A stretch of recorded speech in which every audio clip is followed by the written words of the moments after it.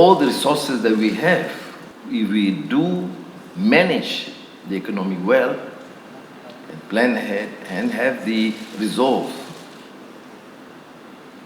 the tenacity to deal with these problems, with the clarity of policies, I'm rather more optimistic of the outcome for the future. You see, I'm ignoring my text after listening to the synopsis. I don't want to be deemed completely irrelevant. So my central thesis in this government is, number one, to acknowledge that we have encountered these difficulties due to poor governance and endemic corruption. And if we do accept that, then we should be able to have this greater sense of confidence to forge ahead, number one, with clarity of policies. We have the Madani economy, we have the energy transition, followed by the new industrial master plan, and even in our midterm review of the 12th Malaysia plan, we have departed from the traditional way or manner of reviewing plans, but to make shifts and adjustments considering the challenges that we face at present. So clarity of policies is important to generate confidence. I think before you talk about foreign investors or even domestic investors, I think confidence in the general public, because there is a trust deficit among not only political leaders, but elites in general. Policies that have been carved out to benefit the elites at the expense of the majority of our population. So this shift in governance and the attitude is, to me, critical. I've always accepted the notion that the resistance to change is not necessarily by the poor, uneducated masses. Resistance to change oftentimes is from the elites, who are used to the norm, either through abuse of power and position or corruption or just standard practice, to what we consider as the necessary changes, either policy shift or paradigm shift. Even for those among the elites who have been harping on the issue of paradigm shift, has not actually moved according to what Thomas Kuhn referred to as paradigm shift. Because what did happen is some adjustments, minor adjustments. IT is an example, on should I say more sophisticated manner of practice in terms of management, both in government and in the private sector.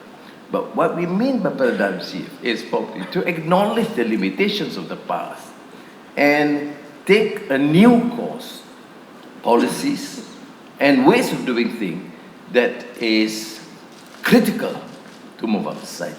It's the same like Schumpeter's gale of creative destruction.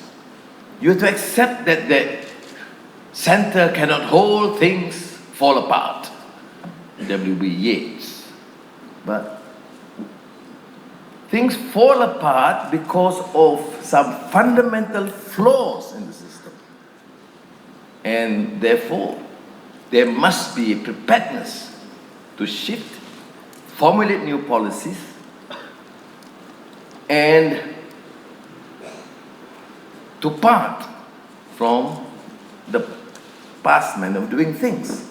That's why you talk about gale of creative destruction from the past flaws. That's why I think in our Madani philosophy, we are prepared, we have focused on the issue of the need to challenge Malaysians generally to accept some new realities.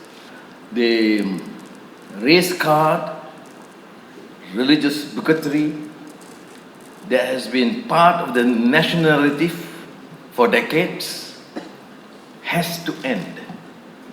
And whilst we are proud, and I am too proud as a Malay, my culture, my civilization, and as a Muslim, a practicing Muslim who believes strongly in the ideals and what Islam has to contribute to international society, but it cannot be a blinkered view of ignoring the importance of the role of other races and other religions in this country.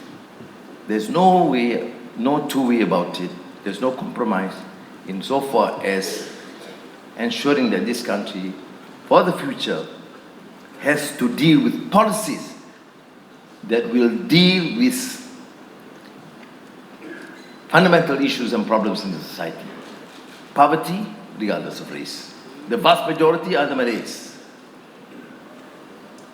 We have to recognize this fact, which means all this talk about new economic policy, the focus on the so-called Malay survival, whilst has improved in terms of social mobility, undeniably so, through education opportunities, but has failed miserably because it has been used and abused to benefit a small coterie of individuals linked to the political elites, and this must end.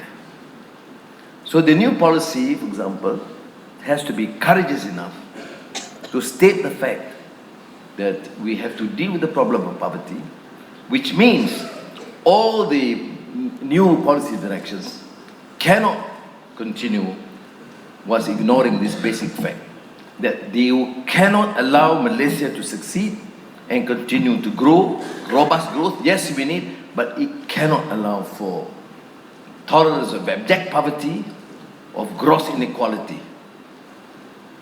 And naturally, majority of the Malays would benefit, but you cannot ignore the pockets of the poor among the indigenous tribes in Sabah, Sarawak, Chinese in the urban areas, or more so, the Indians.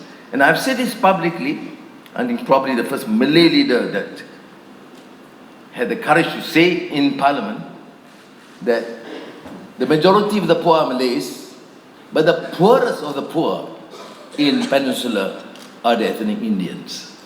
It is better that we deal with this situation frankly and openly and transparently in order to be able to persuade the masses to understand why there must be a genuine policy shift from what I consider as obsolete policies to be focused entirely on the issue of race. Having said that, if we want government, for example, to make that shift, the private sector, including the non-Malays, must also acknowledge this fact and shift radically from these race notions, because the race trend or the race card is not necessarily from those in the political arena among the Malays, but also from the ethnic non-Malays. I've been appealing to them to showcase that while there is this shift in government policy, there must be also a shift among our friends and colleagues, among the non-Malays, to be trusted by the majority of the Malays, that there is no longer the siege mentality or feeling of insecurity because of the tendency to ignore the plight of the poor, more so among the Malays.